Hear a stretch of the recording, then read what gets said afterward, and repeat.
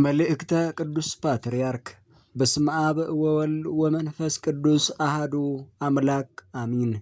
በሀገር ውስጥና በልዩ ልዩ ክፍለ ዓለማት የምትገኙ ሕዝበ ክርስቲያናት በሙሉ በመዋዕለ ጾሙ ሰይጣንና መሳሐቲ ተግባሩን ድል በማድረግ ድል እንድንነሳ ያደረገን ጌታችን አምላካችንና መድኃኒታችን ኢየሱስ ክርስቶስ እንኳን ለ2018 ዓመተ ምህረት ጾመ አርብዓ በሰላም አደረሰን አደረሳችሁ። መልበሱ ወልታ እግዚአብሔር በዘትክሉ ተቃውሞቱ ለመናግንተ ሰይጣን። የሰይጣንን ሽንገላ መቃወም ትችሉ ዘንድ የእግዚአብሔርን ጋሻ ልበሱ። ወደ ኤፌሶን ሰዎች ምዕራፍ 6 ከቁጥር 11። እኛ ሰዎች ቋሚና ምሕረት የለሽ ጠላት እንዳለን እናውቃለን። ይህ ጠላት ሰይጣን፣ ዲያብሎስ፣ ክፉ መንፈስ፣ እርኩስ መንፈስ ተብሎ እንደሚጠራም ቅዱስ መጽሐፍ ነግሮናል። ዲያብሎስ ከጥንት ጀምሮ በክፉ ሽንገላው ሰዎችን ሲጥል ኖሯል። አሁንም ከዚህ ክፉ ተግባሩ አልታቀበም፣ ለወደፊትም ይታቀባል ተብሎ አይጠበቅም። ጌታችን በዚህ ዓለም በሥጋ በተገለጠ ጊዜ ይህን ክፉና ርኩስ መንፈስ በሽንገላ ቃሉ ጌታችንን ሊጥል ያልተሳካ ሙከራ አድርጓል። እርኩስ መንፈስ ጾም መንፈሳዊ ኃይልን እንደሚያቀዳጅ ያውቃልና ጌታችን ምንም ሳይበላና ሳይጠጣ 40 ቀንና 40 ሌሊት መጾሙን ተመልክቶ በሽንገላ ቃሉ ሊጥለው ሙከራ አድርጓል። ይህንን ያደረገበት ዋና ምክንያቱም ጾም መንፈሳዊ ኃይል መሆኑን በውል ያውቃልና በጾም ኃይል ከእጁ ያመልጣል ብሎ በማሰቡ ነው። ይሁን እንጂ ሰይጣን የሰውን ደካማ ጠባይ በመጠቀም ያስለመደው ሽንገላ በተዋህዶ ሰውም አምላክም በሆነው ጌታችን ላይ ሊሳካለት ባለመቻሉ ተሸንፎና ተስፋ ቆርጦ ሊሄድ ችሏል። የተወደዳችሁ ሕዝበ ክርስቲያን ልጆቻችን የጌታችን ድል አድራጊነት ያስተማረን ብዙ ነገር አለ። በዚህም ተግባራዊ ትምህርቱ እኛ ጥንተ ጠላታችን ዲያብሎስን ድል የምናደርግባቸው 2 መሳሪያዎችን በዋናነት አሳይቶናል። እነርሱም የእግዚአብሔር ጋሻ መልበስና በጾም መንፈሳዊ ኃይልን መቀዳጀት ናቸው። ሁሌም እንደምንማረው በውስጣችን 2 ተቃራኒ ነገሮች አሉ። እነሱም ፍትወተ ሥጋና ፍትወተ መንፈስ ናቸው። እነኚህ 2 ነገሮች አንዱ ለአንዱ ፍጹም ተቃራኒ መሆናቸው ቅዱስ መጽሐፍ እንዲህ በማለት ያስረዳናል። እስመ ሥጋኒ ይፈቱ ዘኢይፈቱ መንፈስ ወመንፈስኒ ይፈቱ ዘኢይፈቱ ሥጋ ወይተአበዩ በበይናቲሆሙ ከመ ኢትግብሩ ዘትፈቅዱ ወባሕቱ ብለክሙ በመንፈስ ሁሩ ወፍትወተ ሥጋክሙ ኢትግበሩ። ማለትም ሥጋ መንፈስ የማይወደውን ይወዳል፣ መንፈስ ሥጋ የማይወደውን ይወዳል። እርስ በእርሳቸው ይቀዋወማሉ። ስለዚህም የምትወዱትን ልታደርጉ አትችሉም። ነገር ግን ላለው በመንፈስ ተመላለሱ፣ የሥጋን ምኞት ግን ከቶ አትፈጽሙ። ወደ ገላትያ ሰዎች ምዕራፍ 5 ከቁጥር 16 እስከ 18። እነኚህ የውስጣችን ጠባዮች በዚህ ደረጃ እርስ በርስ የሚቃረኑ መሆናቸው ለምናስተውላቸው በግልጽ የሚታወቁ ናቸው።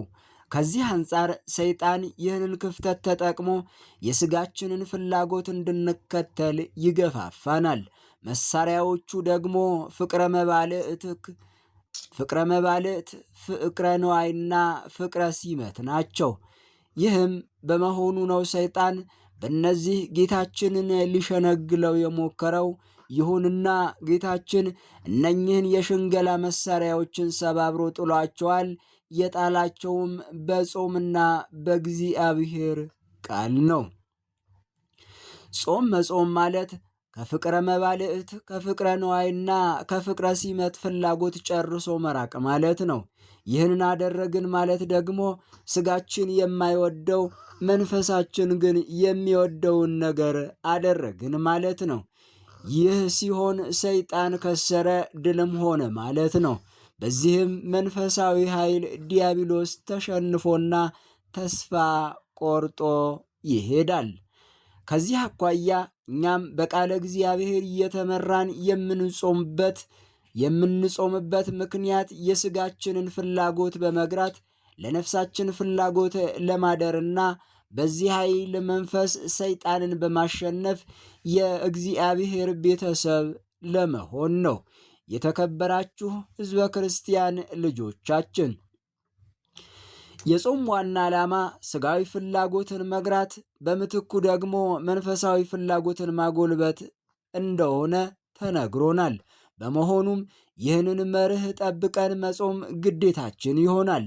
ዛሬ ባለንበት ዓለም ሥጋዊ ፍላጎታችን ያየለበት፣ መንፈሳዊ ፍላጎታችን ግን የተዳከመበት ዘመን ላይ እንገኛለን።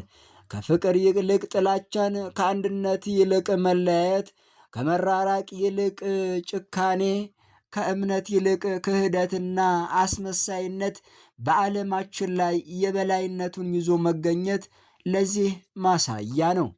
ይሁንና ዓለም ቢስማማም ባይስማማም ሐቁም ጠቃሚውም የመንፈስን ፍላጎት ማጎልበት ስለሆነ የመንፈስ ፍሬዎች የሆኑትን ማለትም ፍቅርን፣ ሰላምን፣ አንድነትን፣ ርኅራኄንና ሃይማኖትን ማስፈን ምርጫችን ልናደርግ ይገባል። ቤተ ክርስቲያንም እንድንፈጽም የምታስተምረን እነዚህን ለመተግበር ጾም ፍቱን መሳሪያ ሆኖ ስለሚገኝ ነው። ከዚህ አንጻር የጾም ዓላማውና ግቡ ጽኑ ሃይማኖትን፣ እውነተኛ ፍቅርን፣ ዘላቂ ሰላምን፣ ልባዊ አንድነትን፣ የማይናወጽ ፍትሕንና እኩልነትን፣ ወሰን የሌለው ርኅራኄን በውስጣችን ብሎም በዓለማችን ማስረጽ እንደሆነ በውል ተገንዝበን ጾሙን መጾም ይገባል። ልንለብሳቸው የሚገቡ እነዚህ የመንፈስ ፍሬዎች የእግዚአብሔር ጋሻዎች ናቸውና ይህንን ካደረግን እንደ ጌታችን የሰይጣንን ሽንገላ በጣሰን በመጣል በአስተማማኝ ሁኔታ ድል ማድረግ እንችላለን። የተጠራነውም ለዚህ ነው። በመጨረሻም የሕዝባችንና የሀገራችን የራስ ምታት ሆኖ የሚገኘውን ያለመግባባት ዝንባሌ ለመቅረፍ ከልብ በመጸለይ እንደዚሁም የተራቡትን በማጉረስ የታረዙትን በማልበስ የተጠሙትን በማጠጣት የተጣሉትን በማስታረቅ ፍትሕ ለተነፈጉትም እውነተኛ ፍትሕን በመስጠት መዋዕለ ጾሙን እንድንጾመው በእግዚአብሔር ስም አባታዊ መልእክታችንን እናስተላልፋለን። እግዚአብሔር ኢትዮጵያንና ሕዝቦቿን ይባርክ። ወስብሐት ለእግዚአብሔር አሜን። አባ ማትያስ ቀዳማዊ ፓትርያርክ ርእሰ ሊቃነ ጳጳሳት ዘኢትዮጵያ ሊቀ ጳጳስ ዘአክሱም ወእጨጌ ዘመንበረ ተክለ ሃይማኖት የካቲት 9 ቀን 2018 ዓመተ ምህረት አዲስ አበባ ኢትዮጵያ